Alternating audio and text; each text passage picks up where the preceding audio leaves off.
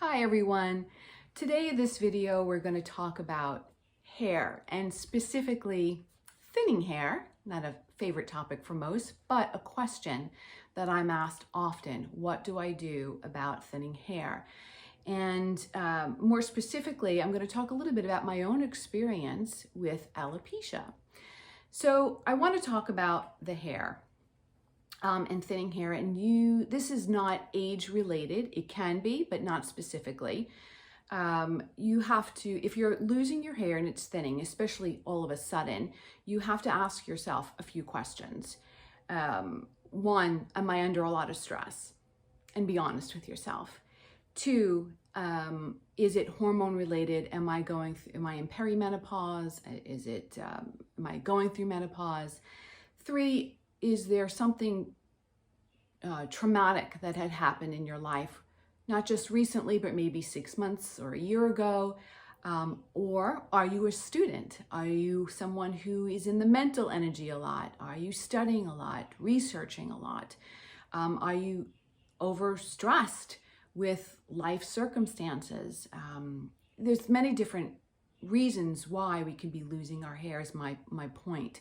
So you have to ask, what is your age? What does your lifestyle look like now? So I want to talk about my experience, and this is why it's not so much about age, it's about stress in your environment. So when I was 28 years old, I went through the experience of having alopecia, and what I discovered obviously was stress, but let me go back in time a little bit. 28, 29 years old, I was working on Wall Street. I was going through a divorce. I was also a full-time student studying holistic medicine, Chinese medicine. And I was obviously burning the candles at both ends. Now it's interesting, at the time, I'm one who tends to constantly massage my scalp. I just naturally do that. And at the time, my ex-husband was around me, and I said, can you do me a favor? Can you just look at the back of my head? It just seems unusual. It's very soft, like I'm just feeling more skin than I usually do. So he looks at the back. My husband at the time just graduated school. He was a chiropractor. And he understood holistic health and obviously the body. So he looked at the back of my head and he went, oh, and I went, oh, just because he went, oh. So I said, what did you find? I thought perhaps a tick or something. I had no idea. And he said, I think I need to bring a mirror so you can see this. And I said, okay, brings a mirror. And he's like, listen, you have a bald spot in the back of your head. It was pretty much, probably like the size of a silver dollar. And I was like, whoa. So of course, working with him, and we had an amicable divorce. So obviously we were still talking and discussing this, and I was in school. So I brought this to the attention of all my teachers, and we were studying herbalism at the time. So they said basically it's from stress, and specifically for me, because this happened twice in my life, mental stress. I'm a perpetual student. I'm always researching, always studying.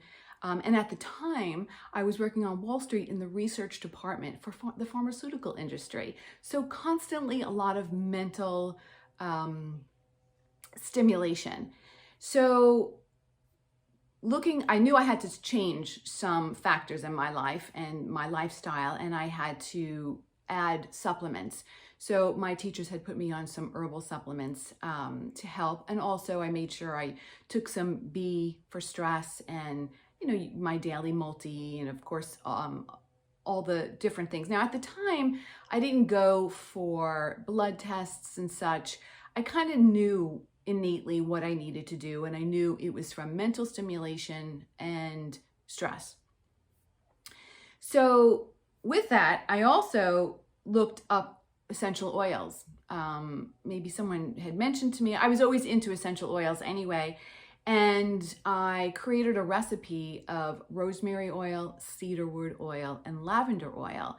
Now, what I did was, and this is amazing, I would make a batch and then I would just do it neat, meaning it's not diluted, and I would put the oil on that spot and I would massage 2 to 3 times a day. Within a couple of weeks, the hair started growing back. It was truly amazing because it grew back like baby hair.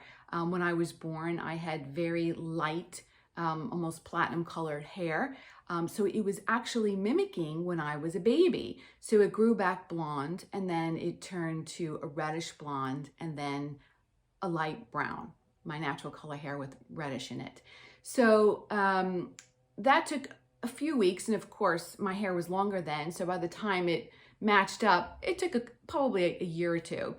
But the good news is that between the herbs that I went on and changing my lifestyle and doing the massage with the oils every day, the good news is the hair grew back. So I knew what it was coming from. Now, it actually happened to me twice in my lifetime.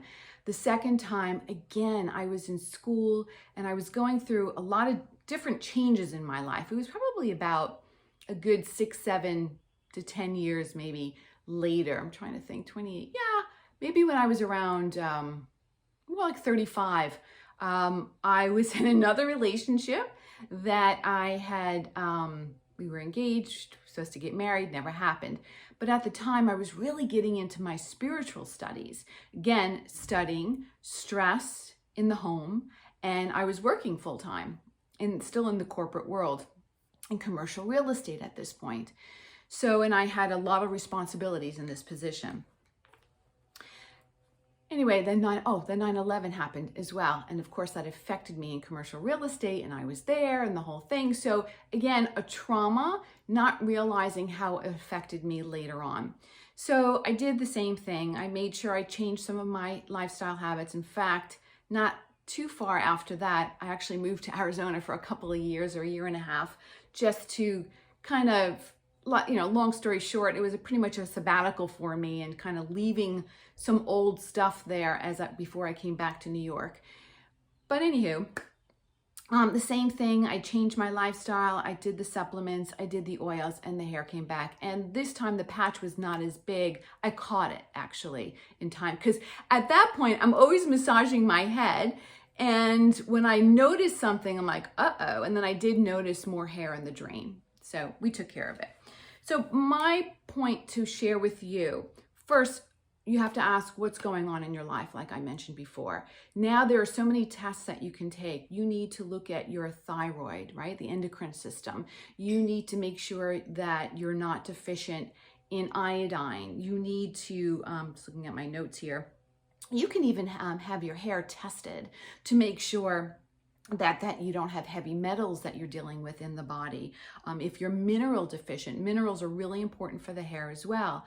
So you want to make sure that you either have a blood test or speak to your doctor about it, because again, there are so many new tests that are done. And if you're at that hormonal stage of perimenopause and menopause, you can go to, there are many doctors that specialize in this now. In fact, when I worked in California, that's what we did at the Longevity Center, and I was in charge of the nutrition part. So what we used to do is, the first thing is to clear the liver by doing a detox, elimination, making sure that you didn't have gluten allergies or egg allergies or nut allergies.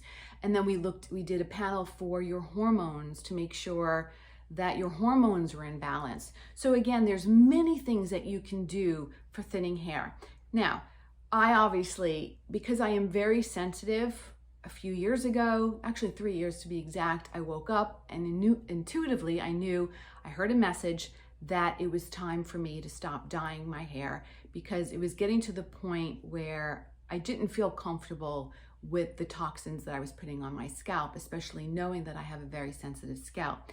Now, on an energetic level, what happens to the scalp and the energy, you can see that this area in the aura gets a little grayish. So that's why I love working with lavender, especially essential oil lavender, because it mimics the color of electric violet light, and it can help with that grayishness that develops in the aura, and it can really clear the scalp of any congested energies.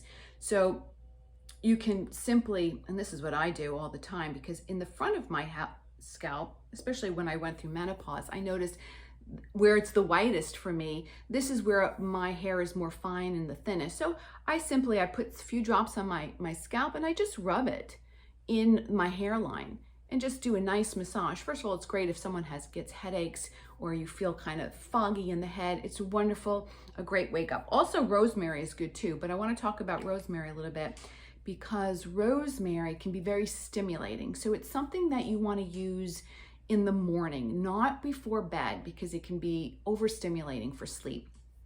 And cedarwood is a lovely, lovely oil as well. So you can put the three together in the morning and kind of just do a nice massage. You can also take rosemary, the plant itself, and you can boil the plant, and you can use that when it's cooled off, of course, as a hair rinse. And you can massage your head by just pouring the water that was steamed with the rosemary plant. So I love using rosemary in the morning. It's wonderful for baths because it's great for my legs. I use it on my legs to wake up my legs, to stimulate my body to wake up in the morning. So again, you want to be careful with the rosemary oil. Great for the morning, but not for at night. What else do I want to talk about? The hair. So what I do specifically for my hair, I only wash my hair once a week. And I know some people go, "Urgh," but I have a lot of hair, and especially being down in Florida, the hair grows this way and it can get a little frizzy. So I, every day, actually even put oil in my hair. I use something called argan oil, and I take a very, very little amount. I kind of just dab it in my palm like this. And I just go over specifically the ends of my hair where it can be frizzy. And then again, I just massage it. It's really, because my scalp tends to get a little on the dry side. Everyone's different, so you have to do what's good for you. But I also use shampoo products by Hairprint that I really love them. They're a little bit more expensive than your usual hair product, but of course I only wash my hair once a week, so it lasts longer. And I don't use that much. I put it on the scalp, and when I let the water run through, it cleanses the rest of the hair. But I find the product Hairprint really works well, especially people who have sensitive scalps or thinning hair. They have all different types, so you would purchase the type that you need for your hair. What else can I tell you? I wash my hair once a week. I use oils every day in my hair. Making sure if you have an issue that you do visit your doctor, making sure you have your thyroid checked, your endocrine system, if your hormones checked, if you're going through menopause, and to make sure that what you can do for daily supplements, a B supplement is very good. Biotin. Now they have so many different supplements in the health food store, but they have everything combined just specifically for thinning hair. So these days it's so much easier to take care of yourself when it comes to those issues. Also, what do I do? Oh, it's really important. I put a water filter on my shower when I shower to make sure that I'm not getting a lot of chlorine, and we have hard water down here, so it makes your hair very coarse. So using a water filter on my shower really makes a huge difference. So shampoo, water filter, washing my hair once a week, argan oil. I do take iodine every day. I take B supplements, primrose oil. I really don't do a combination. I do a lot of herbs and medicinal mushrooms, reishi for stress, cordyceps if I know, again, if I'm burning the candle at both ends. And I alter what I'm eating. I am very in tune with my body. I know what it needs. I know what it wants. So I hope this video was helpful in some way.